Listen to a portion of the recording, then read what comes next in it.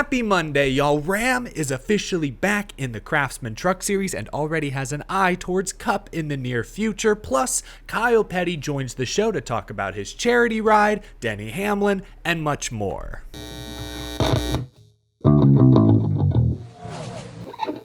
How's it going, y'all? My name is Eric. Welcome to Out of the Groove. For the first time since 2004, a new manufacturer is entering NASCAR. Just before green flag yesterday at Michigan International Speedway, Ram Trucks confirmed their re-entry into the NASCAR Craftsman Truck Series. Congratulations! It's a Hemi, I guess.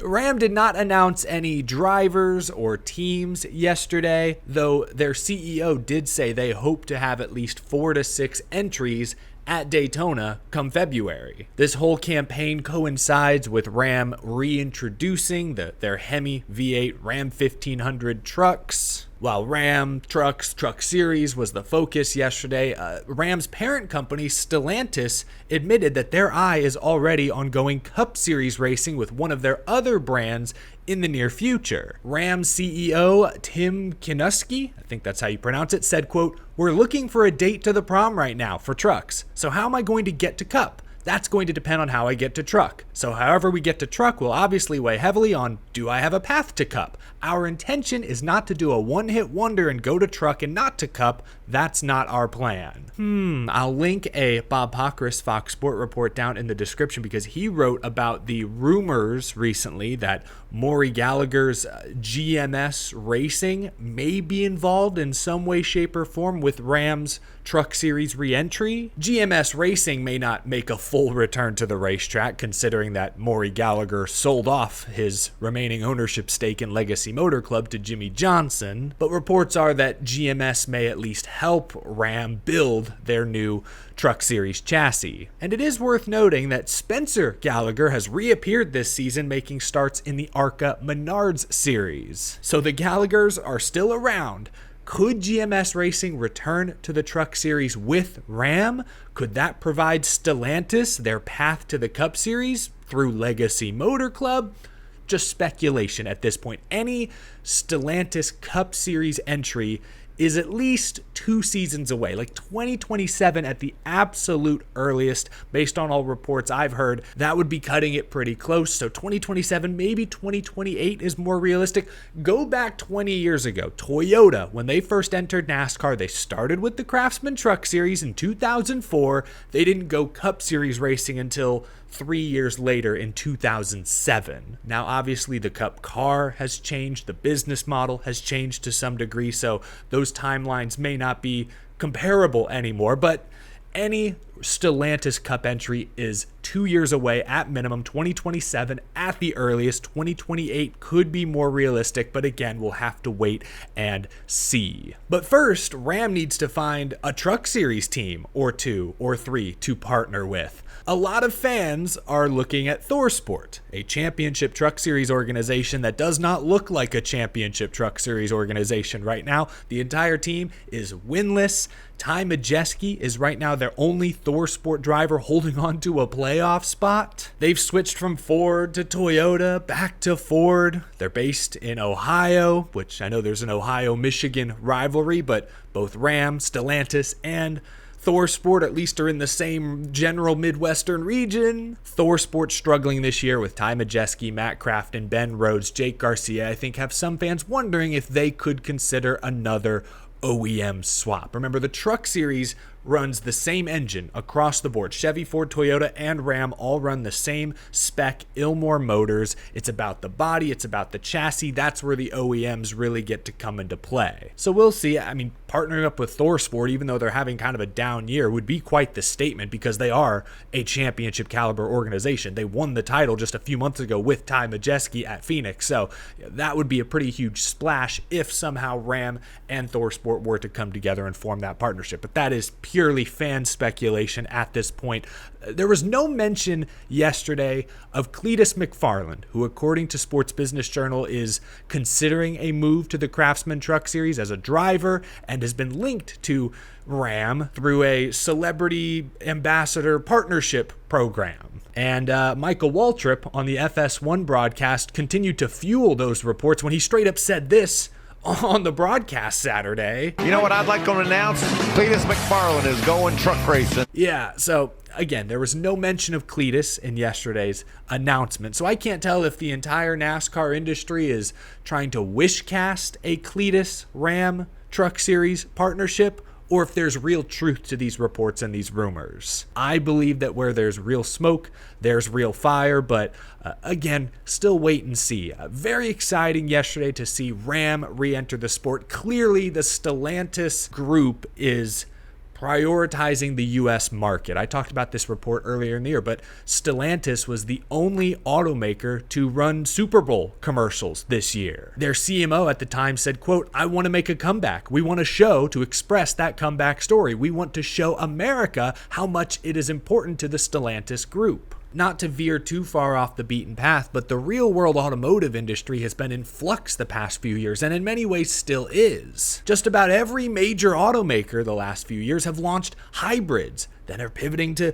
battery electric vehicles, then back to hybrids. They're researching alternative fuels, constantly changing based on technology, based on cost, based on government regulations, based on consumer demands. Again, just last year, Ram was ready to discontinue the Hemi V8, kill it off completely. Now, just a few months later, they have done a total 180. And so it made sense for them to partner with NASCAR to push that message, to tell that comeback story. But it just goes to show you that for a fourth or a fifth manufacturer to enter NASCAR, the conditions, the real world conditions, have to be perfect. Ram has an American product they're looking to promote. They're going to join NASCAR. But so many other OEMs, I think, are just throwing stuff up against the wall, seeing what sticks. If they don't know what to promote, how can we expect them to make a multi-million-dollar investment into stock car racing, which at this point, OEM's involvement in stock car racing is about brand, is about promotion, is about marketing as much as it is anything else. Like, yes, in the Cup Series, Ford, Chevy, Toyota, they build their own engines, but the car itself is spec. The car kind of looks like a Mustang, but it's not a street legal Ford Mustang dark horse by any means. So anyway, it's just interesting. The conditions were all perfect for a Ram NASCAR reunion. I hope this is a long-term partnership. I hope it's successful. I'm excited to see what Ram does next year. Who can they partner with? Does Cletus McFarland fit into their promotional material in any way, shape, or form? Still a lot of questions yet to be answered, but yesterday was a big step. At long last, after years of speculation, the fourth manufacturer is in fact real. I just know Steve Phelps right now, wherever he is, feeling vindicated this morning. Anyway, over the past few months, I've done a series of featured interviews focusing on Victory Junction, the camp in North Carolina that focuses on giving children with serious medical issues a once-in-a-lifetime summer camp experience. Kyle Petty is a huge part of what Victory Junction has become. His Kyle Petty charity ride every year raises millions of dollars to help send these kids to camp. Let's bring Kyle Petty on to talk about this year's charity ride and also talk about some hot on-track NASCAR topics. It is now my great pleasure to welcome to the show driver, analyst, a man that needs no introduction. Kyle Petty is here. Kyle, it's great to talk to you today. How are you doing? I'm doing great, man. How about you? Fantastic. Can't complain. Great race at Michigan this weekend that I'll have to ask you about in just a moment. But really what we're here to talk about is the incredible $1.4 million that the Kyle Petty charity ride raised this year for Victory Junction. What does it mean, first and foremost, to get that kind of support and to continue to make such a positive impact in so many children's lives? Yeah. And that's what it means. It just means kids can go to camp. And that's the crazy part. I mean, we talk about it all the time. We started this ride, and it was basically for children's hospitals. We stopped at a lot of different children's hospitals in the late 90s. And then when Adam's accident happened in 2000, and we built the camp, Victory Junction, then every penny from that day on has gone to send kids to camp to have that camping experience.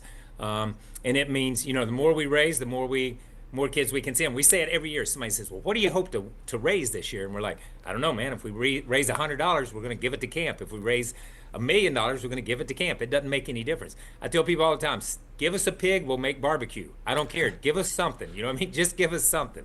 And we've got a great group of riders who continue to do this. We get new riders every year. And you got guys like Rick Allen and my dad and Herschel Walker and Kenny Schrader, Kenny Wallace, Max Pappas went with us. He's a superstar that goes with us. Everybody loves Max. Max calls himself a Southern Italy redneck, so he can ride with us. So I'm good with that.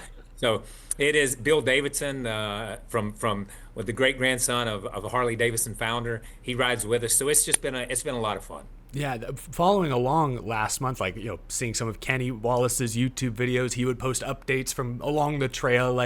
It's awesome to see so many from in and around the racing community continue to support not just the charity ride, but the charity itself, Victory Junction itself. What does that mean to continue to have so much support from the NASCAR world?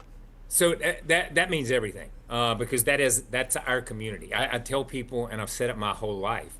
I grew up in Level Cross, North Carolina, and it's a rural community. But the racing group is a community too. The race teams, we just travel around, and we were in Michigan last week, and the week before that you're in Nashville, and then you're in Charlotte, and now you're going to Mexico. But you go as a group, you travel as a group, you stay as a group, you communicate as a group.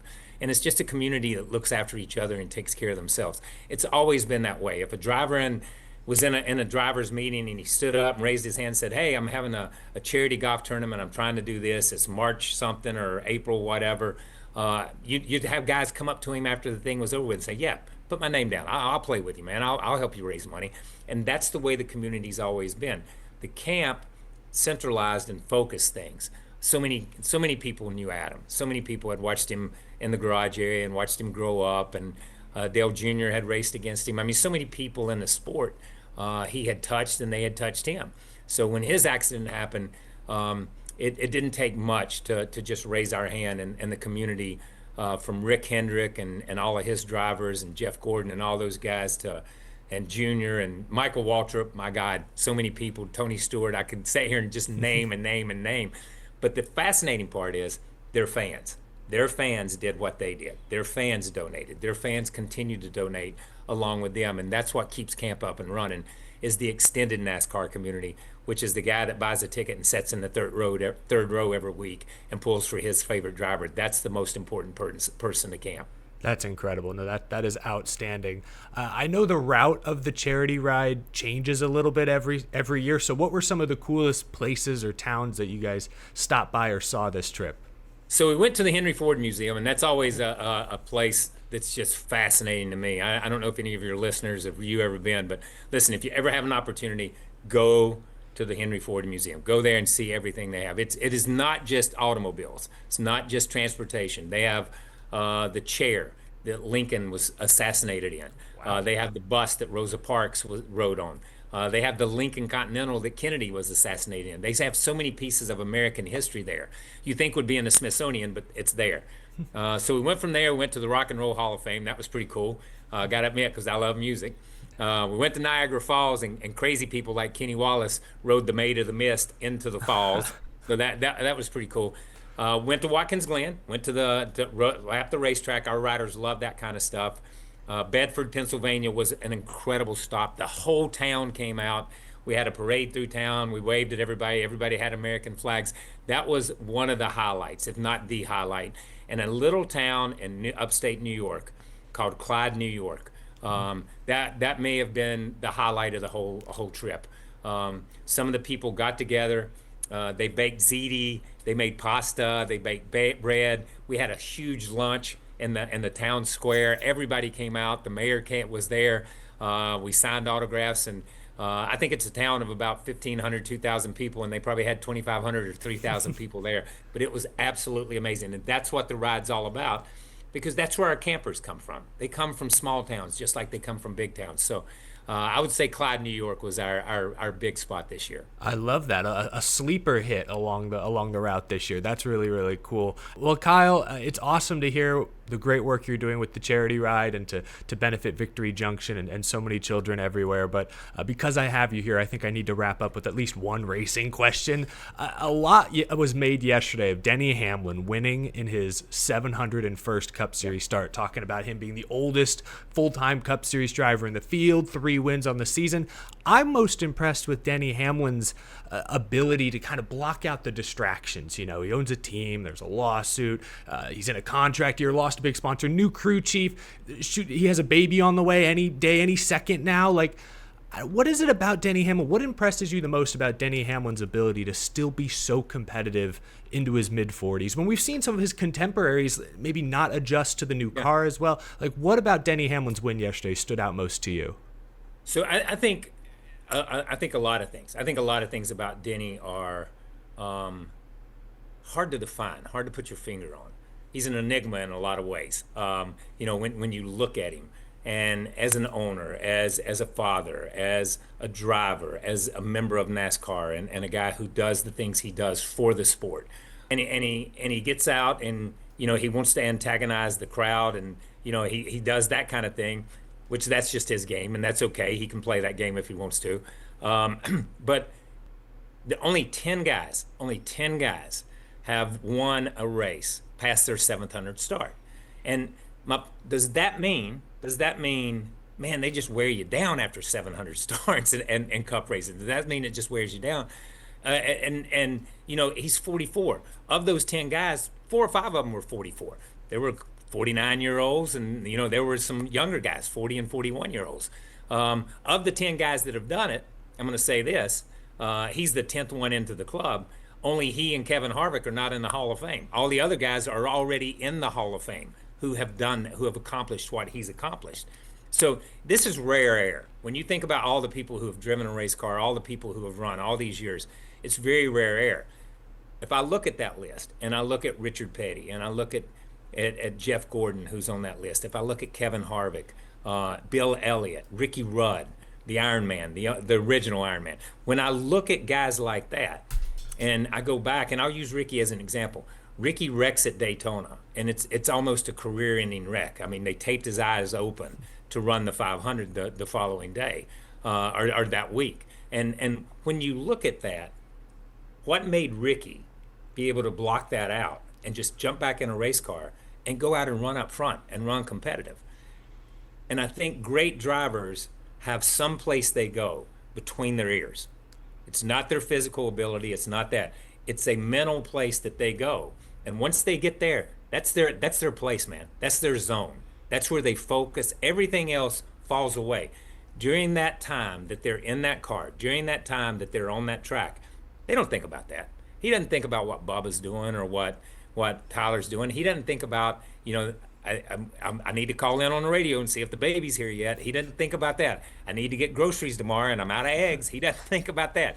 He thinks about getting that trophy. And great drivers do that. Joey Logano's that way. I think he's cut out of that same mold. Kevin Harvick definitely was cut out of that same mold. Kyle Busch is cut out of that same mold. Kyle Busch, he's cut out of that mold so much. We've seen him in his entire career run second and be double down PO'd about it when he gets out because he failed at what he came to do. Denny's that way too.